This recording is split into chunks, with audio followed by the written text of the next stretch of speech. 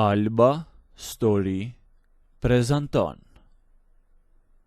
Dua t'ju përshëndes të gjithë ju miq. Unë jam një grua 48 vjeçe, e lindur dhe e rritur në qytet. Për të mbajtur veten dhe familjen, kam vite që punoj si shitese në tregun e gjelbër të qytetit. Puna ime fillon pa lindur dielli.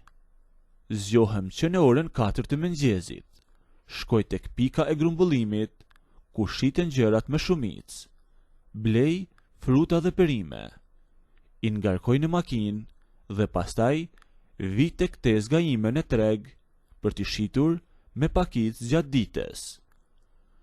Është një punë që do shumë mund, por jam mësuar.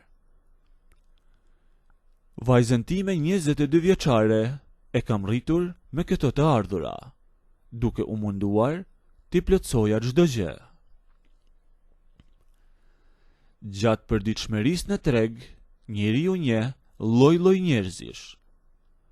Para disa kohësh, në tezgën ngjitur me mua, filloi të dilte një djalë rreth të 30-ave. Ai ishte nga një fshat i zonës dhe sillte prodhimet e tij për t'i shitur. Më bëri përshtypje që ditën e parë. Ishte një djalë i gjatë, ishte bjond, me ca sy të kaltër e shumë të pastër. Ishte i fortë nga natyra. I ngrinte arkat me perime, sikur të ishin kurti kartonit të zbrazeta. E mbi të gjitha, ishte punëtor i madh. Nuk ankohej asnjëherë, as nga i ftohti i mëngjesit, apo as nga vapa e ditës. Duke ndarë të njëjtën vend punë çdo ditë, filluam të flisnim e të bënim muhabet. Ai ishte njeri shumë i sjellshëm dhe ishte shumë i respektueshëm. Mua si nën më mbeti merak. E shihja çdo ditë se sa i rregullt ishte dhe mendoja se do të ishte një dhëndër i mrekullueshëm për vajzën time. Vajza ime është e bukur, por pak e llastuar nga jeta e qytetit. Mendoja se një burr si ky do ta mbante në pëllëm të dorës. E një mëngjes, kur nuk kishim shumë klient, e afrova dhe i fola hapur. Dëgjoj, thash, ti je djalë Flori. Unë kam një vajzë të bukur dhe të rritur. Pse nuk njiheni një herë bashk, se ndoshta mund të pëlqeheni me njëri tjetrin. E nxora telefonin nga xhepi dhe i tregova disa foto të vajzës. E ai i pa fotot me vëmendje.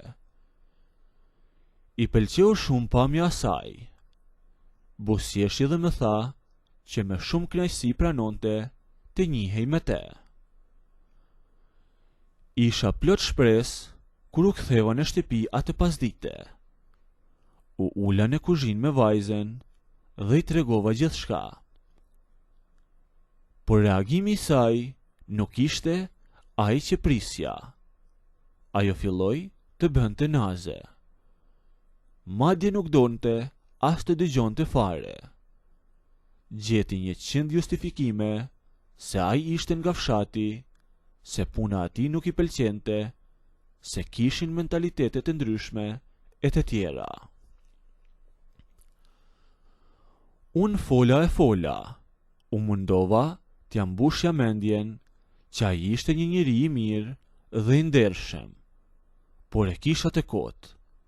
Ajo nuk pranoi ta takonte asnjëherë.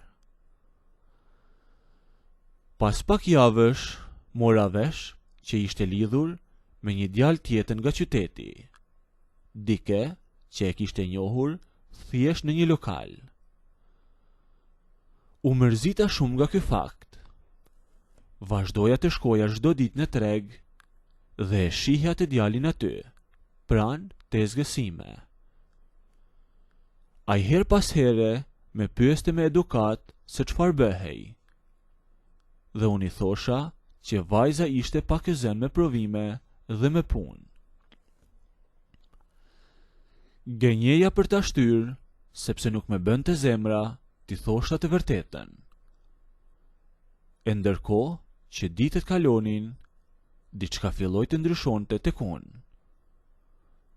Unë e kisha pasur merak ta bëja dhëndër.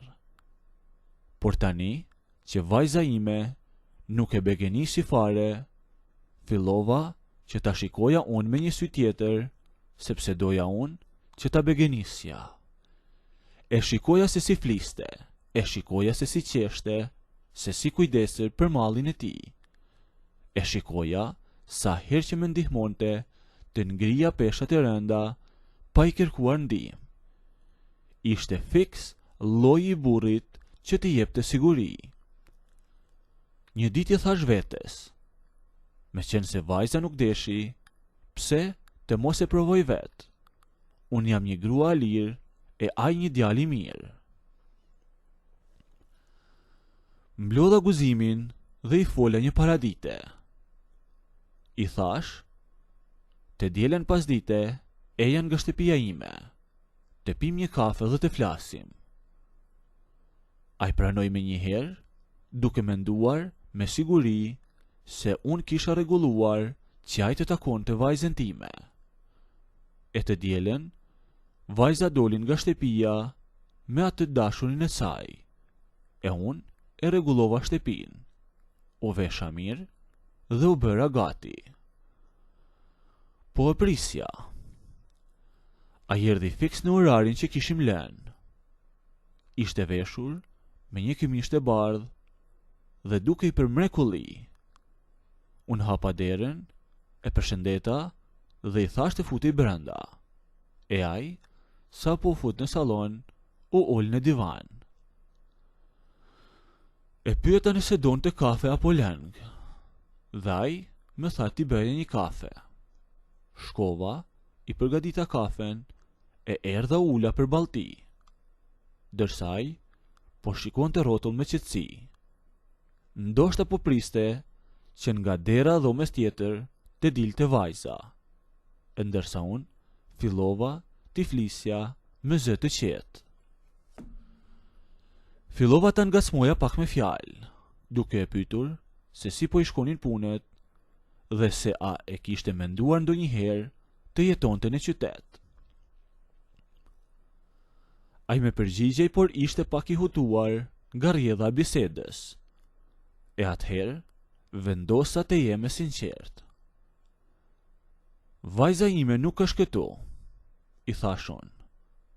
Ajo është lidhur me dikë tjetër, e nuk donte që të njihej me ty.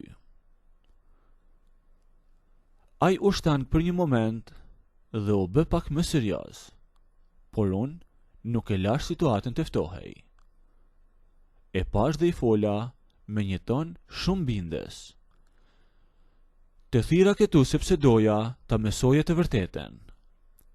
Por dëgjo, nuk kam ndërmend të lë të shkosh duar bosh nga kjo shtëpi. Dhe unë ngrita unë e eca drejt e tek dera kryesore e sallonit. E kapa çelsin dhe e mbylla derën. E pastaj shkova tek ai. Ai ishte ngritur në këmbë duke shikuar anash, krejtësisht i habitur nga ajo që po ndodhte. Sa po i dola para, i hapa krahet dhe përqafova. E putha lehtë në faqe. E pash në sytë e tij të kaltërt, pastaj i mbylla sytë dhe e putha në buzë.